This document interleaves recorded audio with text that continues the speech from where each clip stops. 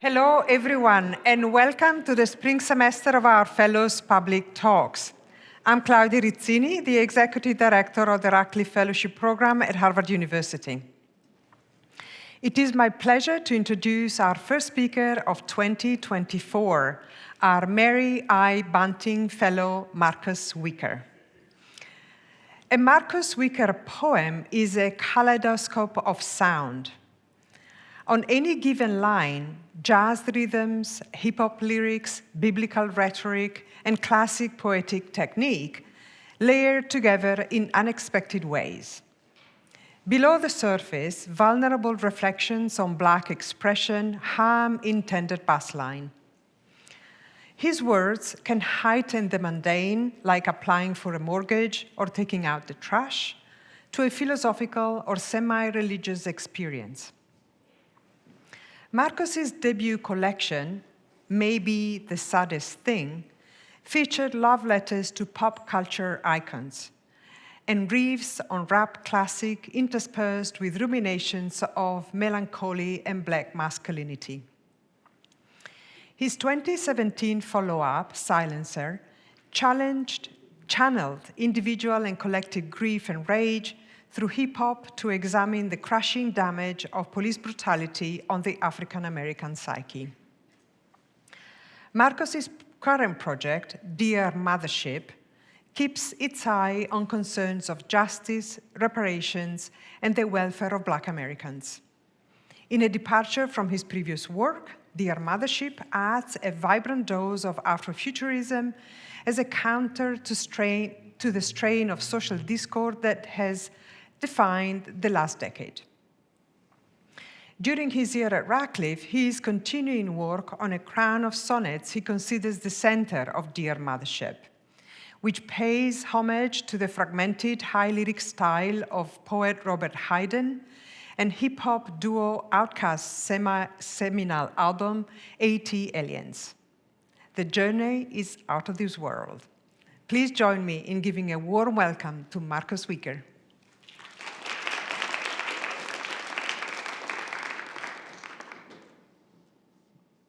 Good afternoon. Before I get started, I just want to say a hearty thank you to all of the Radcliffe Institute staff, to my research partners, and to my fellows for doing such inspiring work. It's been an honor.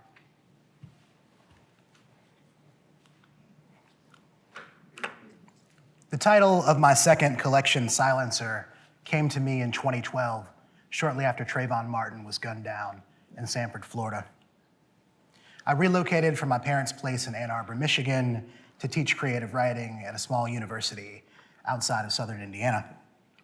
I had a good group of friends and colleagues there that I did dinner with twice a month, and sometimes we get deep in our cups. The conversation would ping pong in wild, unexpected, but usually welcome ways. But I noticed that whenever I brought up gun violence, in particular gun violence perpetrated against the Black body, the conversation would be squashed. And in those moments, I felt like I was being silenced. And so, as a kind of regulator, a creative constraint to make sense of all the hurt and the rage that I felt over the next several years with each new death, I came up with the concept of a silencer, a poem that strays away from the usual sort of triggering details that one might see in a body cam, right, in that footage. Instead, it uses an oblique approach. And so here's the first poem from that book. Silencer to the heart while jogging through a park. I shouldn't have to go here with you. A bandit ties the farmer's dog to a century oak by the untouched creek. You see human interest piece, sunny and rounding out the evening news, where I see eclipse casket, where I say, released he will roam the same radius. Surely I don't have to tell you, there's a gun, semi-automatic and lodged in the black cherry thicket. But I do have to tell you about the semi-automatic jail cell clanging open. Not for me, because that's just sound world making. I'll say it like this: I don't jog in the park with my blind side shaded anymore. Look, here. Through the spangled screen door, there was once a kid, ordinary in every American leisure except one. I won't name him. You'll look away. Again, there was too much shepherd's pie, a slice of apple, and one sturdy carving knife. In damp hair hung glints of siren moon, few sirens, sleepy porch lamps blinking on, and an ache for antacids that jogged a man to the corner store like puttering wind. Then back over the town's little blacktop hills near the park's edge where there was a shot street light and lots of wheezing over a bench.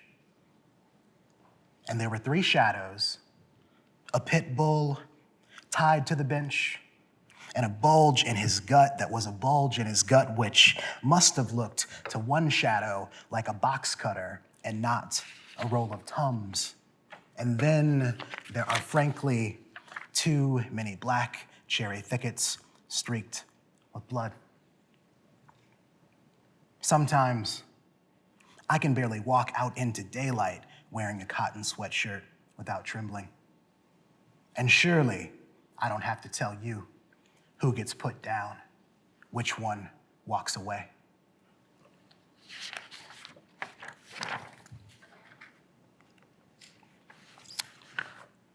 I'm a nervous flyer, which means that anytime I go somewhere and I need to get there fast, I usually listen to jazz with my eyes closed until the plane lands. About a month before the election in 2016, I took a plane from Evansville, Indiana, to Detroit to Atlanta to visit my brother Brian. The plan was to keep my eyes open for long enough to go through the first round of proofs for Silencer, a book that's tonally quieter than what I'm doing in Dear Mothership. So I go to take my seat in the aisle, and the guy next to me in the window seat looks me up and down, and then he cues up Tucker Carlson on his seatback screen, which, normally wouldn't have bugged me at all. But then he turned the volume up as far as it would go, and he took out his right earbud, I guess so that we could listen together like a couple. I don't know. It's very Lady and the Tramp. And I probably could have asked him nicely to knock it off, but I let it slide for about half an hour. And then finally I found Rachel Maddow on my own seatback screen. I took off my Bose headphones, and I punched up the volume right back at him. I've never thought of myself as a tit-for-tat person or even really argumentative, but I do think that the horrors of this timeline have shifted something in me, have made me preemptively defensive about protecting my peace. As an assignment, I told myself I'd try and keep track of those feelings on the page sometimes when they arise, even when they boomerang, and I'm only really arguing with myself. The title of this first poem from Dear Mothership is also the first line. I'm tuning in live from the overflow lot, equalizing my work-life balance behind an at-home furniture warehouse on the outskirts of town. The drive-in is showing E.T. to an audience constellated with Chevys and late-model Escalades. Butter popcorn, menthol, and love spell rise overhead in a sticky jet stream. And 30 feet up, center screen, standing on a scaffold, a film prof with a lavalier mic keeps dragging me back to the downside present, where narratives sail further, faster than fact, submarine, nefarious, and sell better as sound bites. Where sometimes I get a little confused about who to argue with, what to mute. The man speaks down from his platform, and I imagine we look like go-karts parked on a checkerboard. He's nervous, out of pitch, rattling off box office stats in a square red hat, flubbing trivia questions between ads for the snack bar and half-off Coors Light cans. I fear the young prof is being punked, hazed into this sideshow. He tells us E.T.'s face was modeled after the poet Carl Sandburg, a pug, Einstein, and Hemingway. That with a blend of father archetypes and unorthodox cuteness, E.T. transcends demographics. But when I consider this weirdo assemblage of serious, silly putty faces, it occurs to me that E.T. is definitely an alien of color. Given his woolen rubber brow, his burnished bronze, he strikes me as more LeVar Burton. I'll admit, a small, embered part of me, a supermoon-lit fingertip would be extinguished if the vistas of Sun Ra or Octavia Butler were desecrated by special effects. The other parts are like, what about Hendrix or Ellison? Why not Prince, Eartha Kitt? What of Coltrane? I guess I'm asking, is the muse a conscious engine? The same unruly, half-forgotten theory of blood's relativity, will it ever go extinct, or will it autopilot existence ad infinitum? Is that why the poet suspects the film prof is here to erase him? Why I've always thought the predator bit his locks from George Clinton? I have known shadows from the absolute otherwhere my entire life, since I was knee-high to a drum pedal. Got one or two on my mother's side. So don't tell me E.T. isn't fam, kin to Andre 3000, Badu and them. Funk ambassadors in fringe, beacons and sequins, children of alien abductees who invented time travel, reaching for the mothership, searching for a way to phone home.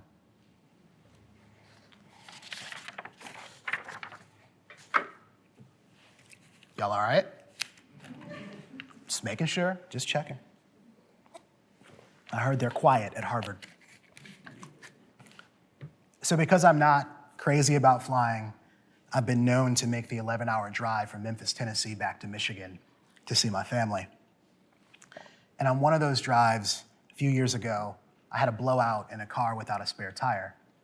And so suddenly I find myself being towed to this dusty tire shop, like in a 2-stoplight town outside of Terre Haute, Indiana. And when I walked in, the whole place was like a weird time warp, so I shouldn't be surprised that there was no one in the waiting room. But there was a clip of Ben Shapiro playing on the overhead screen. And before, in typical Marcus fashion, I reached for my headphones, I heard him say, "It is impossible to come up with a fair metric for recompensing slavery 10 generations after slavery's end." And against my better judgment, I wrote that down. And then a few years later, I came up with a series of poems that I call reparations metrics. They sort of play with unorthodox ideas about recompensing the peculiar institution. And here's one of them. Reparations metric ending in assisted schadenfreude. What apple? Which homesteader? Oats.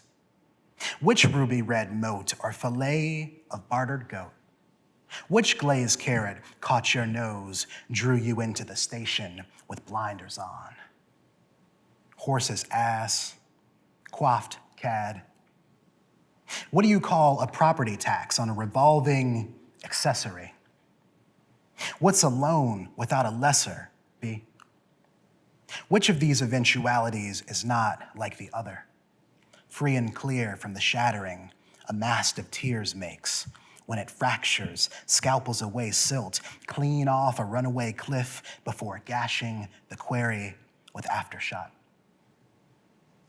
I'll take my safety net and breakneck class action union wage annuity checks from Ancestry.com, 23, and everybody who's made a killing trafficking in families and trees. Run me my knot money, untie my limbs, underwrite the court costs plus notary fees to petition my change of surname. Now, multiply that expense by a modest interest rate accrued over 154 summers, give or take. Or strap weights to your ankles, go float in a lake.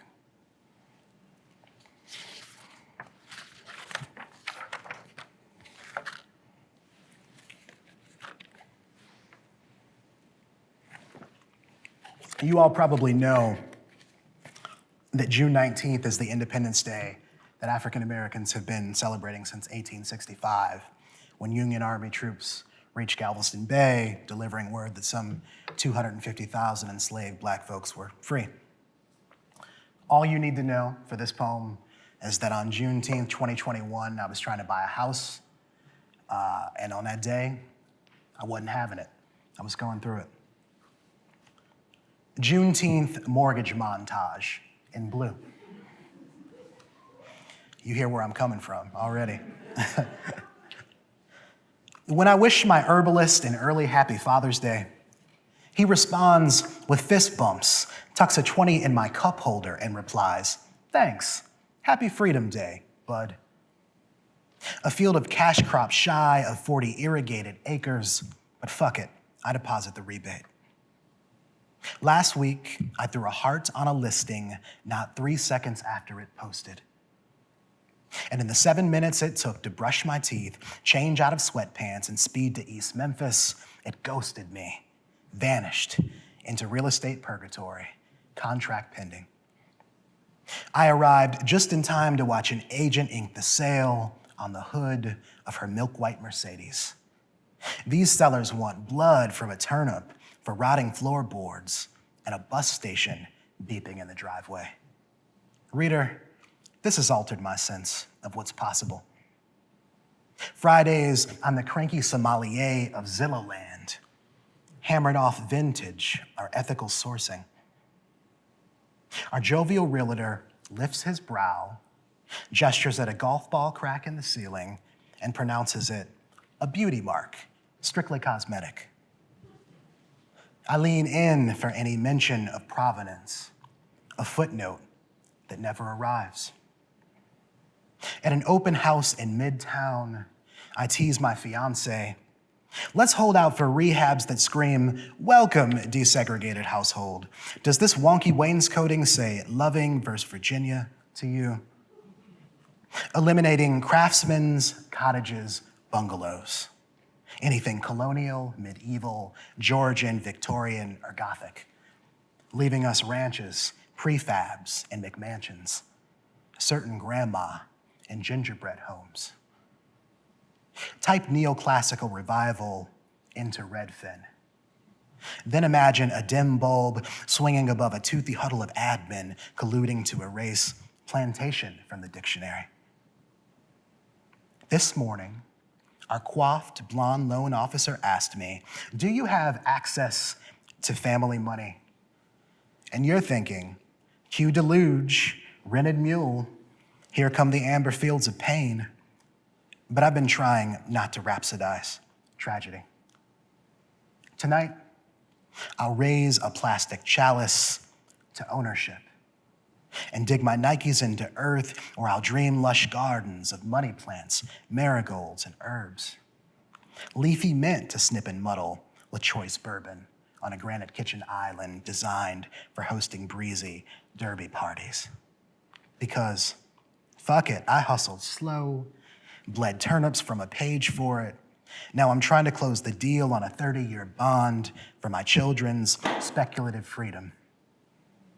I write the realtor, "What else can you sell me? Is there anything left for us to see?" He texts back a ghost emoji, a small crop of tumbleweeds, an empty lot on a cracked street named after the mortgage broker's family. You can clap for that one if you want. Thank you, that was nice.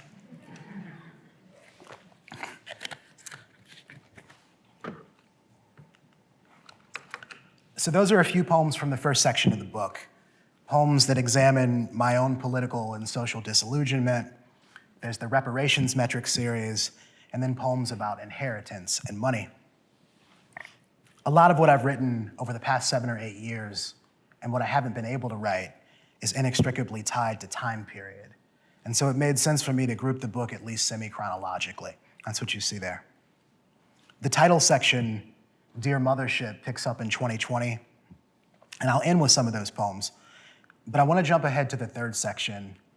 In general, I think that the poems therein are the most vulnerable and maybe the most joyous, containing a number of odes. But I've also been playing around with the idea of a palinode, which is a poem that operates like a poetic retraction, wherein the poet takes back something that they said previously. So I'm going to read you one, but first I need to go back to Silencer one more time. Anybody who knows me knows that I've been in this like long-term love-hate relationship with Will Smith. Brilliant actor, I think, right? But sometimes he says things that give me pause. And one of those things that he said was, too many people spend money they haven't earned to buy things they don't want to impress people they don't like. And in the context of this interview, he was talking about African Americans. But I think that there are several reasons why the children of the oppressed, the systemically marginalized, might want to own nice things, right? And so instead of, I guess, like reaching out to Will's people or just firing off an email, I wrote him this, passive-aggressive poem, as poets sometimes do. It's called In Defense of Ballin' on a Budget, which is something I do. Damn, Will, they got you sounding mighty Uncle Phil in these streets. Like the still calling the kettle one cheap, how where we started from is never done with our undoing. To get the job, always stay starched, creased to death, fresher than the interviewer. Stop acting brand new like you aren't Slick Rick the ruler of this particular Jim Crow era. Like you didn't whip a leased Jeep in '89, homie, please. The Maybach's in your blind spot. Go back to that playground in middle-class West Philly where you were kicking silly rhymes, trying to king yourself. When rocking a jiggy blazer, paisley, with a snapback seemed like fun. To impress upon the self, I'm someone. And so here's the palinode. Palinode with wrinkles and exfoliating masks. To get the job, always stay starched, creased to death. I said that once, until a barber showed me the cost in a handheld mirror. Relax your face, she'd say, martinizing my brow with the flat of her palm, as if that muscle hadn't been shorn long ago.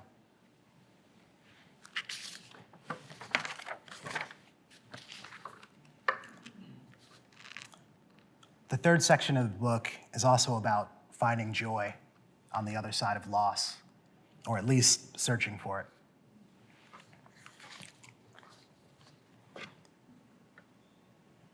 Dear absent, I unsubscribed from the world's scattershot awfulness. That's why I always seem so out of the loop.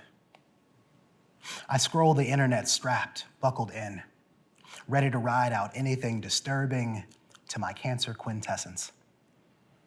That's how I nearly missed it, the baby elephant, hanging halfway off a steep cliffside, flailing, losing purchase at the edge of its dewy mortality, in a 1 a.m. World Star video threatening to swell or demolish my heart. And because, dear absent, I have pictured us as kin, and can sense you are also a cautious browser, allow me to spare you. The elephant survives. Hand to God, an excavator arm careens across mountain and sky, swoops in like a guardian angel on wings of yellow steel, lifting a giant shovel to the calf's rear end, levitating its hooves and swishing tail to higher ground.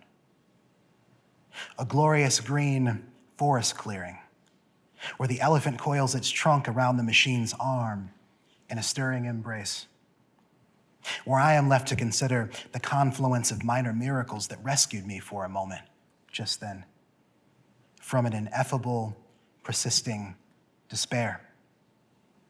A list that includes nearby construction and diesel, hydraulic lifts, camera phones, and the kindness of strangers. to say nothing of the magic algorithm that delivered this sudden gladness, this unexpected gift I didn't know to want for until it was offered. That's what it felt like for at least a minute, peering through the crystal ball of an ultrasound screen, my love's open palm shuffled in mine. Like a little trick of light, thimble rig, little elephant in the room that wasn't, vanished, though somehow present. Whew. Thank you.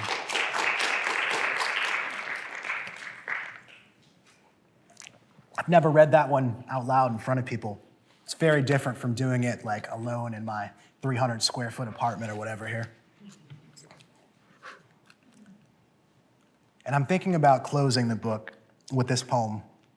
It's for my wife, the poet Emily Scaja.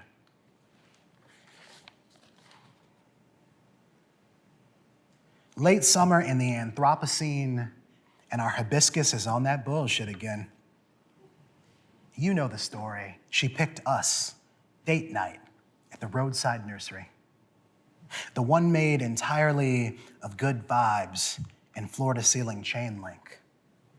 So that sometimes, with any luck and clear skies, when the air quality index glows a pale tangerine, little golden squares of craft cheese light melt honeybees, snake plants, and hostas. The ordinary ferns hanging tough melt me and my love in a gooey, tropical gladness. Hibiscus Child sang to us from the parking lot. Wouldn't I look peachy on your withered deck? Don't I deserve ceramic turquoise views and Whole Foods fertilizer, a daily minute of attention with a 9-pattern garden hose nozzle? Middle kid and a potted triptych, Hibiscus Child can be a bit much, but she's honest, opens up, then closes pointedly. Flaunts her heart's coral needs with a gaudy audacity I am famously bad at, like, love me, motherfucker, lest we both perish of heat stroke. Love, it's late. Summertime and the living is halogen. But you and me, we are perishing gracefully as 2-century gardenia bushes flanking a flugelhorn tree, fashioned from rose gold blooms. Impervious to inclement grief, rising seas, and the separatist hurricanes of history. Drought-resistant and gleaming, the two of us, up early, watering in record heat. Me in my cloud-colored robe, misnaming the flowers, hoping to see you beam. Good morning, Fernie Sanders, Little Pothos Bill. Rise and shine, Morgan Freeman, Little Cactus Everdeen. Sometimes peril imperils itself. I can see that now, when the affected acclimate, when the veil between backyard garden and the inferno is sheer, you learn to fix your focus on the roots. Love and this erstwhile fire, this halcyon season, we are proof.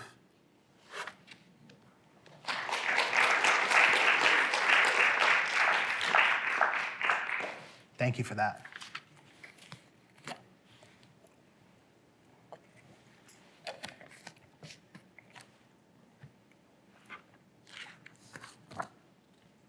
The mothership is no one-size-fits-all concept, no standard sedan, spaceship kind of ride. Sci-fi heads might describe such a vessel as a large alien headquarters that commands and houses a smaller fleet of ships. My own mothership is a bounce, a groove line equipped with cruise control, and a static feeling I'm always chasing on the page that's unlocked by riding the right rhythmic sequence or pattern of thought towards an unknown, an idea, way of seeing, or turn of phrase I didn't anticipate. Like a lot of writer and maker types I'm in touch with, in 2020, I could find no groove to speak of. Struck by COVID information overload, I had a hard time paying attention to novels and anything long form beyond comforting episodes of The West Wing.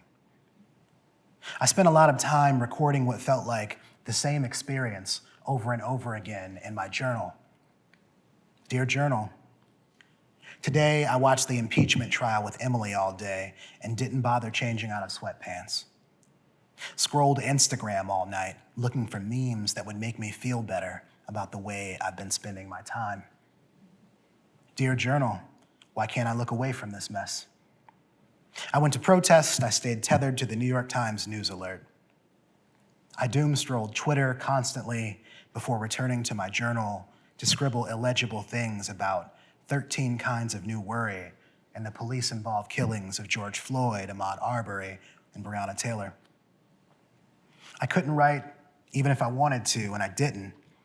It was as if the loop I'd been living on repeat, plugged in and on guard at all times, had filled my mind with too much static to be present for my art.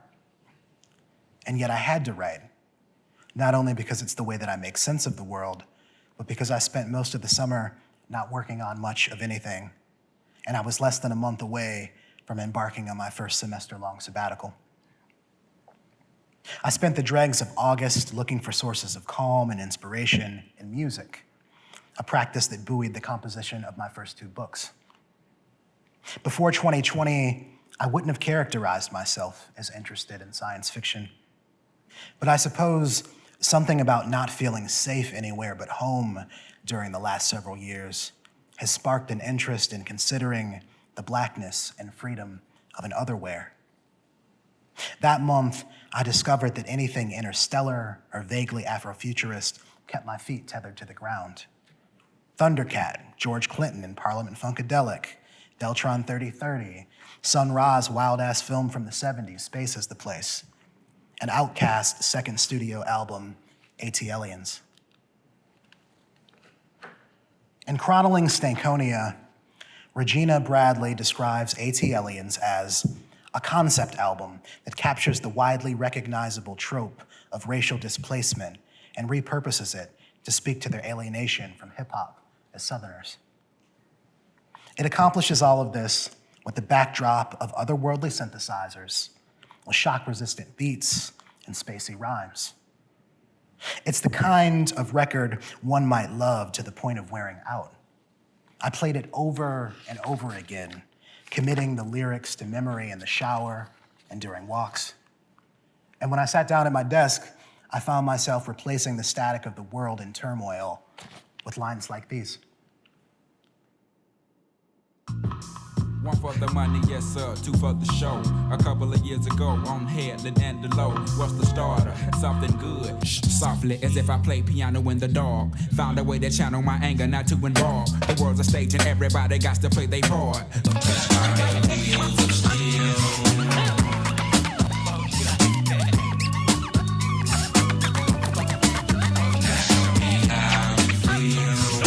Gotta collect call, they done locked up my boat. Low blow, hit me in the left ventricle. We won't like this. My mind warps and bends, floats the wind, count to 10. Meet the twin, Andre Ben. Welcome to the lion's den. A rich and no skin, many men comprehend. I extend myself, so you go out and tell a friend.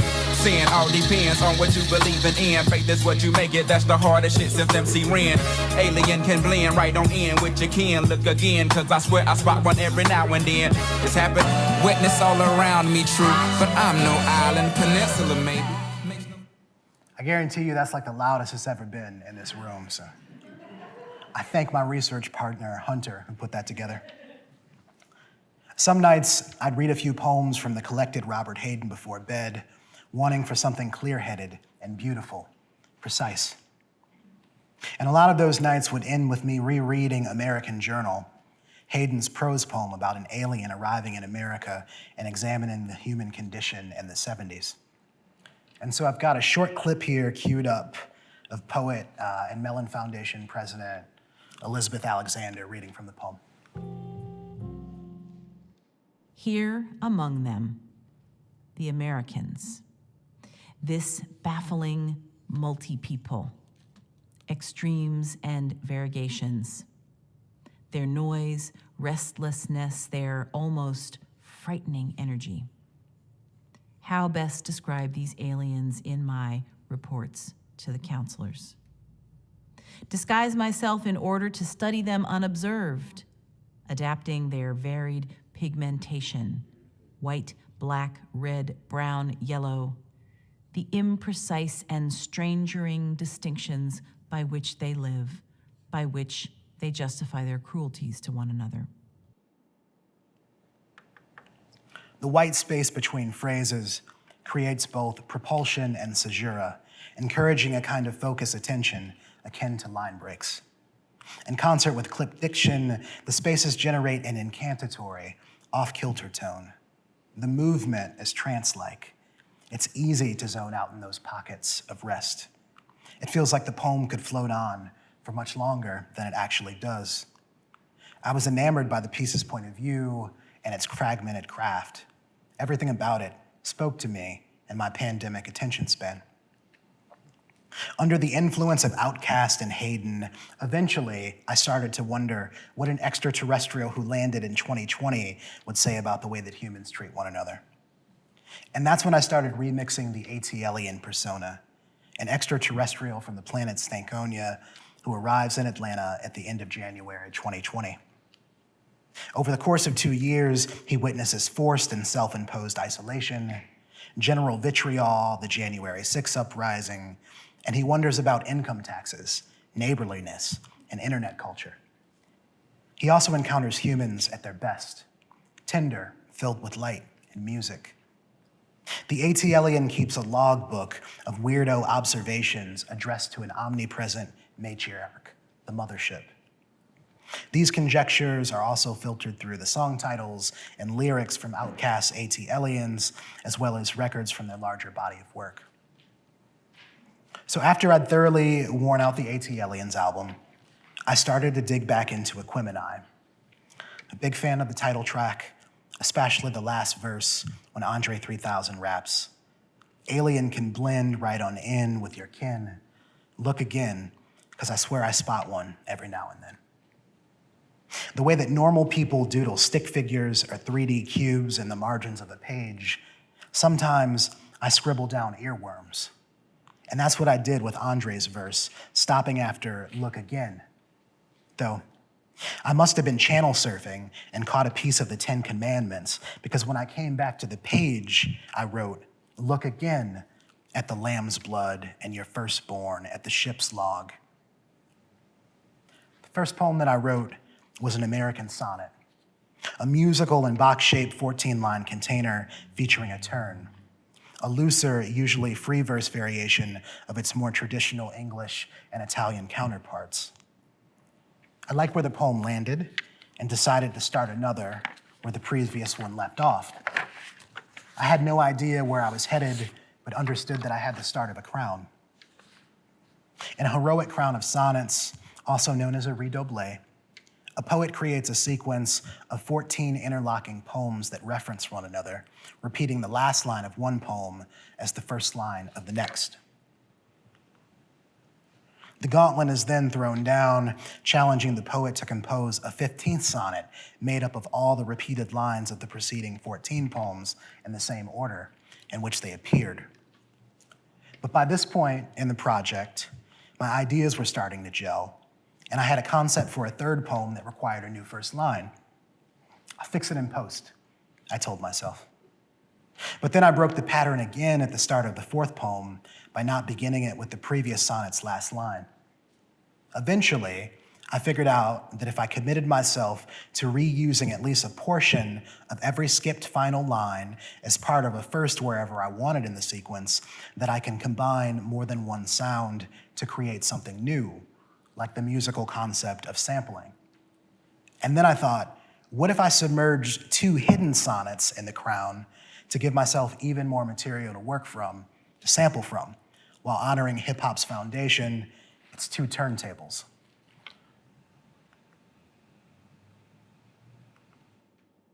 Hip-hop culture has infiltrated every aspect of American life, but someone tell this guy to stop. Welcome to the Museum of Artifacts that made America, and a piece of musical equipment that helped create hip-hop, DJ Kool Herc's turntables.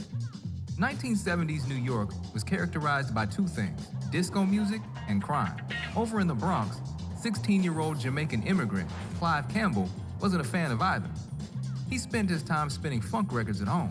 It's where he learned to mix one song into another, using 2 turntables and a mixer. So when he played music for other people, the party never stopped.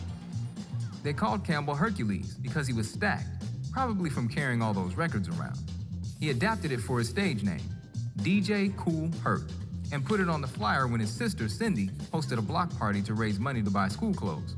At the party, Herc tried out something new. Instead of mixing songs together, he looped the instrumental breaks instead, over and over again, and the crowd went wild. So to keep track of the parameters that I gave myself, I wrote them down. They're here on the slide. I'm calling this the hip-hop crown, though. As I'm standing here, I'm thinking maybe the breakbeat crown. If you got ideas, let me know. I'll just leave this on the screen in the interest of time, but I want to end with a few short poems, 1 from a prologue and then 3 from the sequence. I won't say anything in between. I'll just read them to you. Is that okay? Cool. So the prologue, I'll say, is called Out of This World, after the Outkast song, Frequently Asked Questions. And every title is a question that you might ask an A.T. Elliott, like, how did you learn to speak English? Fresh Prince, Freddie Gibbs, John Singleton flicks. Rakim, Outkast, Talking Heads and Big Tech, B.I.G. and Big Daddy Kane. I tried to exorcise black pain with tragicomic irony, and some nights the poltergeist came for me, shrouded my pillow and picking any shadows. Spit was wild critical. I had an odd metered sense of timing. I wanted to file off and cascade, erode after hour thought barbs, punitive, grandiloquent, the glow red steel brand of language. I wanted to wash over it in a stream of arpeggios. My diction was afflicted by an awareness of human scrutiny, which, looking back, produced 1 or 2 wrong notes. I needed to slow down, and I did leave pockets of air here and there for ad-lib and care until I learned to sing inside them.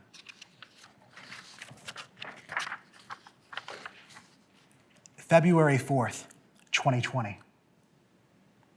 Dear Mothership, it paralyzes their country, mercy. I will teach them how to be neighborly, how to atomize property lines, how to lubricate the shut mouth of a mailbox, swallow the multiverse, ideas and chapters, presences and pilgrims. I will say to them, God's green card, did not it extend to Egyptians? Were not even the accursed permitted entrance? I will say to them, when blood-sashed doors are shibboleths, and Wakatio Day, I will say to them, solemnly declare, Google it. Then Wikipedia, Rap Radar, and Andre Ben taught me this. Alien can blend right on in with your kin. Look again at the lamb's blood and your firstborn, at the ship's log of your manifest destiny. Who are you to say who must leave, who can stay? When rumors of my existence evidence man's belief in dreams. June 18th, 2020. Blue flu hit 171 Atlanta cops after 2 officers charged in Rayshard Brooks case. Dear Mothership, America, where sometimes 911 is small potatoes, fries. The elements answer emergency signal at Wendy's drive-thru. Black citizen dies, killed. Shots fired, video. Biggie headline. Biggie headline, black citizen inebriated, wrestles elements weapon, runs, fires, dies on hospital bed. Biggie headline. Power-drunk element backshot kills black citizen, retaliates for minor resistance. To be African American is to be transmogrified. Through the element's glass eye, kernels inflame popcorn, kernels with corn sizzle into pop blisters, and sometimes a drunken public sleep looks like a friable emergency. And sometimes, less often, given video evidence, the elements answer for their crimes with inaction. Potatoes boiled, couch-ridden, they eschew fault and media coverage. Infectious, this elemental view. Blackness is bacterial. A paralytic sickness, bias. Blue flame searing through red and white cells. And then I'll end with this one. Thank y'all for listening. June 15th, 2022. A.T. Elian breathes in the symphony at Piedmont Park. So this is what it feels like, the world breathing out. Harmony a long way off and somehow everywhere all at once, sprawling across the hills so green you'd think it was spray painted. Striped beach towels and peach tapestries thronging with variegated people. An ancient grove of oak trees and swaying maples shading the lawn.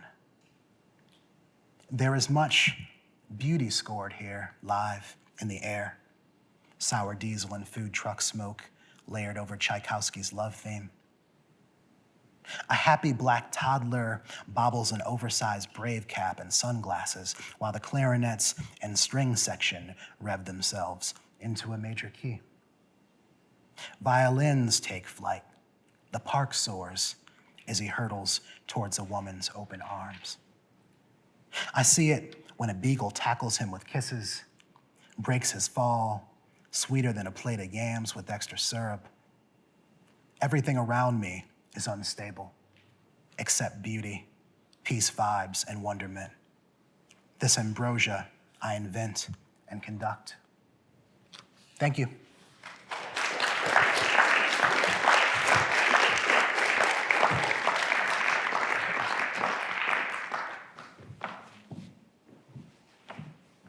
Just a reminder to feel free to submit your questions using the Slido link. Marcus, thank you. You're welcome, thank you. So I just used the word of a member of the audience who says, it reminds me, says, it's like fire down the bottom of a river silently, feel it in my blood. So thank you. That's a hell of a blurb there. Yeah. Getting to the craft of your work. What draws you to write a series versus a standalone poem? And how do you know when to pursue one versus the other? Yeah, that's a good question. Usually, so the way that a poem comes to me is that I'll listen closely to snippets of language. I always keep a notebook in my pocket or write down images that I see that are arresting. I'll turn those over in my mind over and over again. And then eventually, usually a concept emerges and some sort of form, right? And so I'll write those lines down, I'll take them from my journal, I'll put a few in a Word document, I'll print it out, and then I walk around wherever I'm at with that poem in my pocket. Read it to myself, I try and come up with another poem or another line rather in my head, and then I take it back to the computer and I do that over and over again until I've got a draft. Usually by that point, a form has emerged, and so I know that this is a standalone poem. But sometimes, when I've got expansive ideas and the poem gets to be too long, especially narrative poems, I'll look at it and I think, oh, this feels more like storytelling than something lyric, than something arresting. And so I will hack off, 2 pages or whatever. I'll keep the kernel of the idea. I'll tighten that up, I'll revise it, and then at that point I'll think, but what about everything I cut out? What's most interesting that I've left out, and how can I reframe it? And so I do the same thing with the next poem and the next until I run out of ideas, and then I've got a series on my hands. Yeah. Yeah. Okay, humor. When you incorporate humor in a poem dealing with violence and darkness, how do you find the balance between levity and gravity? Yeah. You know, my grandma used to say to me, sometimes you have to laugh to keep from crying. And I think that there's some of that in the poems. I also think that humor is a nice olive branch that you can extend to a reader who has preconceived notions about what a poem should and shouldn't be, regardless of whether or not you think that nature is the gospel of poetry or meter is the gospel of poetry. Everyone likes to laugh, right? And so sometimes I use humor as like a charm and disarm. I reel you in with a laugh, and then I go for the throat if the poem requires that, right? But I think more than anything, I think that I can be funny on the page, but not always in the moment in public. Yeah, and so sometimes I want to modulate on the page. I think, how many tones can I include in one single piece? Can I make myself laugh and make the reader laugh and then move to some other emotion inside of the poem? Yeah. You alluded to nature, and here's a question about nature. There are many plants and nature images in your work. Can you speak about why that is important to you? Yeah, excuse me. Yeah, I mean, I think that I am most at peace with myself when I'm out in the world, wandering around in a forest, just sort of looking at things. I think the job of a poet is to look closely, and the world is perfect for that. I also think that in my first two books, I didn't write much about nature. I thought that the subject matter was cliche. I thought that it was something that, you know, white writers had been entrenched in for a number of years, but then I gave myself permission to take that back, right? To make my own world out of the nature that I see around me in a city like Memphis. And so that's why in this collection, it's populated with more imagery from nature than in my previous collections. So in your presentation, you mentioned writing palinodes that took back to the poems in your last book, Silencer. How does the work in Dear Mothership respond to or depart from your previous work overall? Yeah. I mean, I'm still interested in, as was said in the introduction, justice and the welfare of Black people. I'm still interested in music, rather. But I do think that I am a fundamentally different person than I was. The pandemic has sort of changed me. And because my attention span is different, because I'm not quite as happy-go-lucky as I used to be, I think that I am more interested in sort of a fragmented lyric mode. And that's what you hear in Dear Mothership. I'm interested in the way that sounds sort of grate against one another and sort of are both discordant but also harmonic.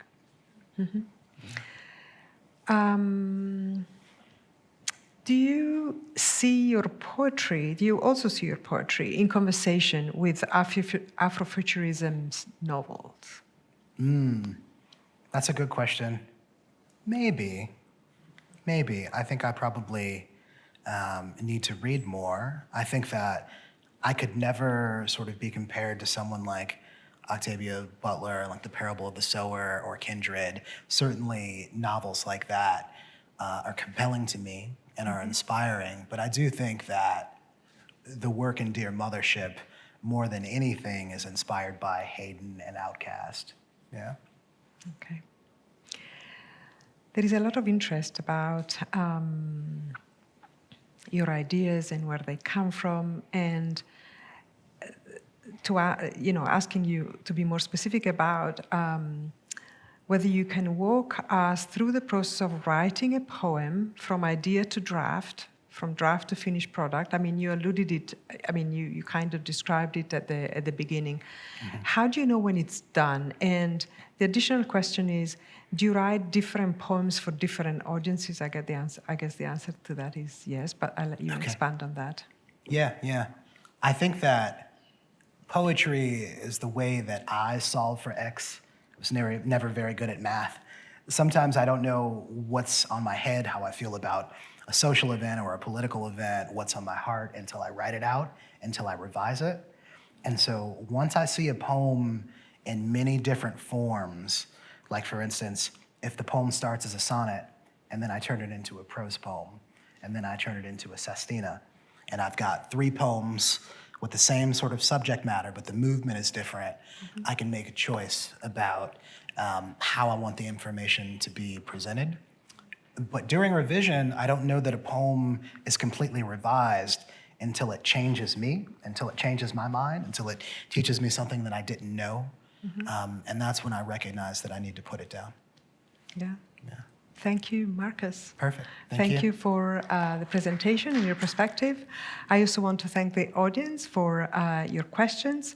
I hope you can join us for other Radcliffe virtual events. You can find them at radcliffe.harvard.edu, where you can find also a video of past events. Thank you for joining us today and have a great rest of the day. Bye-bye.